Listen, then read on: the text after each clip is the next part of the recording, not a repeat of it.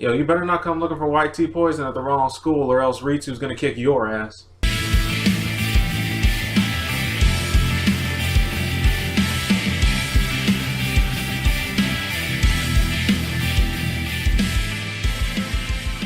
For this episode of Mob Psycho 100, I feel as though it was a showcase to show how strong Ritsu's powers are, even though they're being honed by Dimple, and just by having him body a bunch of people looking for white tea poison, which is really Mob. And we also learned that, according to Dimple, Ritsu's powers seem to grow the more guilty and downtrodden that he feels from when he's messing with all these people at school. I never thought I'd be paying attention to anything Dimple would say.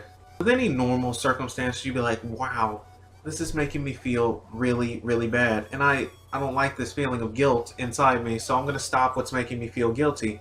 But with Ritsu, he's not going to do that. He's going to keep doing this because it's making him grow in power, and it's going to make him feel like he's on an even playing field with Mob. And I definitely noticed a theme with this episode, and the theme was everything gets returned. What goes around comes around. First time you see it in this episode is when Ritsu is practically inviting the thugs to come try and take him on. And then Hanazawa comes in and is just like, yo, I used to be like you, so I don't want to see anybody else like me, like I used to be.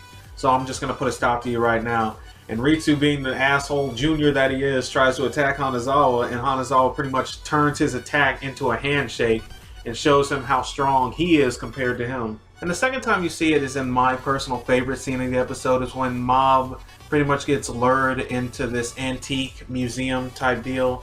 And a woman pretty much bumps into him, making him quote-unquote break a vase. And lo and behold, Reagan has to end up coming in and ends up counter-conning them out of Mob's quote-unquote debt. Oh, my clavicle. Those respirators are gonna be at least 1,000,000 yen. Which shows a little bit of character development for Reagan, showing that he does care for Mob at least a little bit, to where he doesn't want to see him in debt. And the last one is when Shinji and Ritsu end up going to the fitness club room and harassing Onigawara for not going to class, which I can understand. The man is horribly embarrassed for what y'all did to him. And then a bunch of gang members appear outside the school campus looking for white tea poison, and Ritsu ends up handling a little bit of them, but then Shinji starts walking away and runs into another group of thugs looking for white tea poison, and he gets his ass handed to him. Thank you, God. Because Shinji's character design was starting to get on my nerves because he looked more and more kind of like Elder Toguro from Yu Yu Hakusho, if you guys have seen that one. And he just looks so irritating to where he had that face to where you just wanted to jump into the anime and punch him. So that's good character design on its part. If it's making you hate that character, it's doing a damn good job. Like, if you really want to jump into it and start whooping ass, it's doing a really good job. That's a good villain. But my heart did twinge a little bit, not too much, when he's in the hospital ward or in the nurse's lounge. I don't know which one. I think it was the nurse's lounge. And he's just like, I don't want to do this anymore. I'm done. Just get out. Please leave me alone. And Ritsu's just like, it's too late, man. We've done things. We can't go back. There's no forgiveness for us.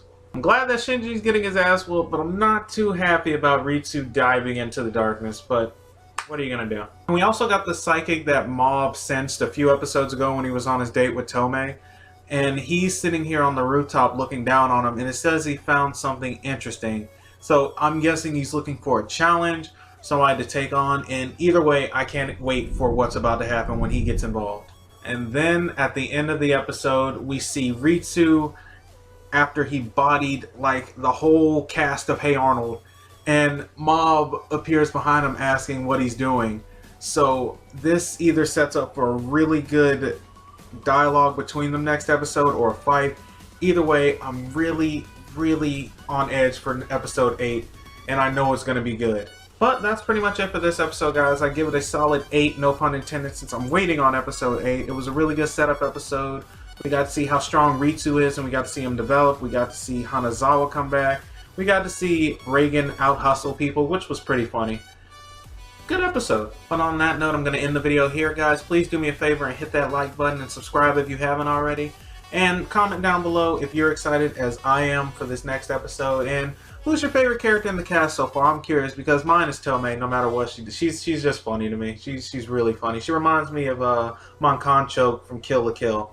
But that's pretty much it for this week, guys. I'll see you next week for episode 8. I'm out.